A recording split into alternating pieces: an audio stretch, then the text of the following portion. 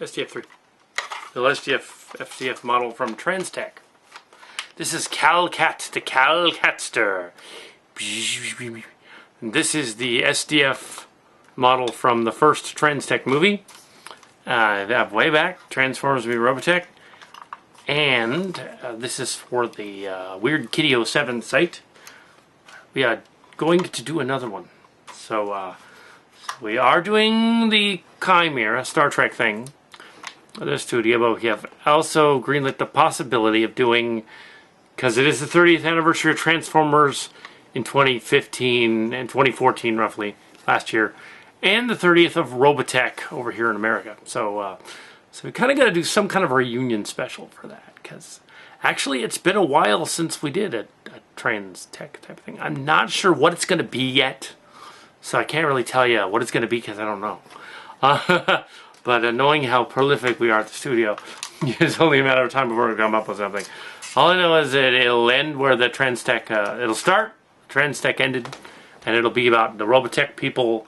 And here's the ship. This ship's not in it, but it is a neat looking model. This was a rebuilt SDF-1 that had the stacks broken off by Jim Tican.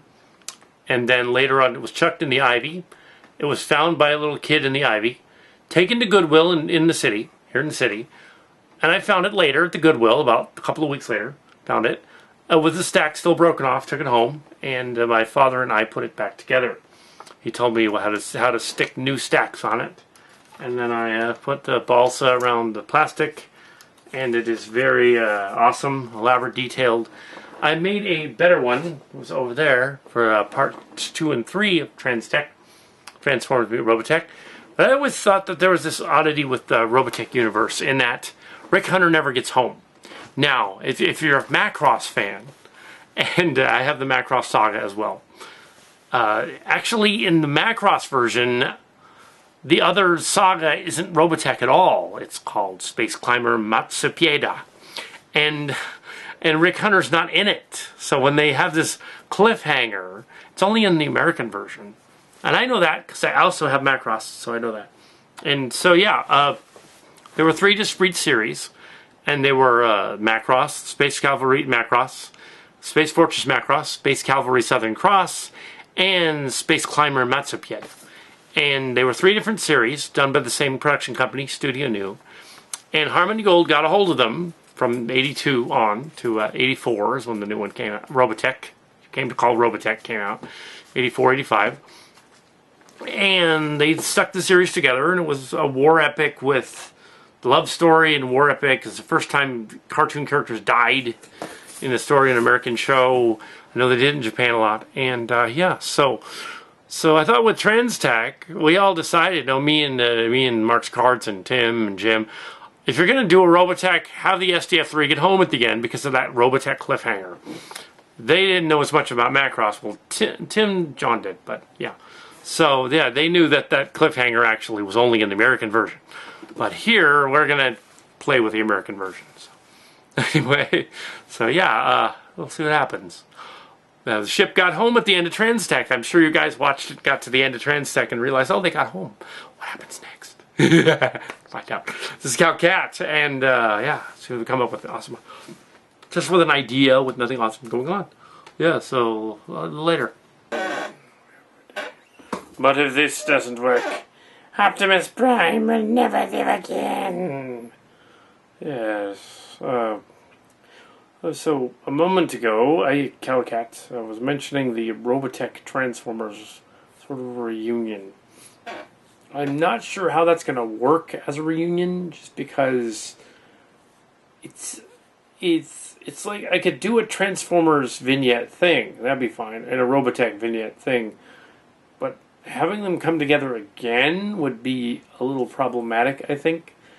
I think it might be a better idea to, just have either or. Maybe a little crossover, but maybe not intentionally. Do the Robotech side of it crossover. I'm not sure how that's going to work, but yeah, I like the idea of Rick Hunter coming home. I like the idea of another separate story having the Rebels in it. and having Starscream and Cobra Commander meeting up. That's hilarious. Because that should totally happen, and it does in the comic books. So it'd be really cool to have, have Cobra Commander walk up and go, Starscream, what are you doing? And have Starscream go, I'm taking over the world. Because it was like Chris Latta doing the voice for both of them. So it'd be kind of funny. But that would like be a gag almost. It'd almost like be a afterthought. So there you go with that. There will be something by the end of 2015. We have some months to come up with something. It might be like we did it might be like what we did with the Mousetrap project thing. We might have I might just do a stream of conscious Robotech thing and throw it together.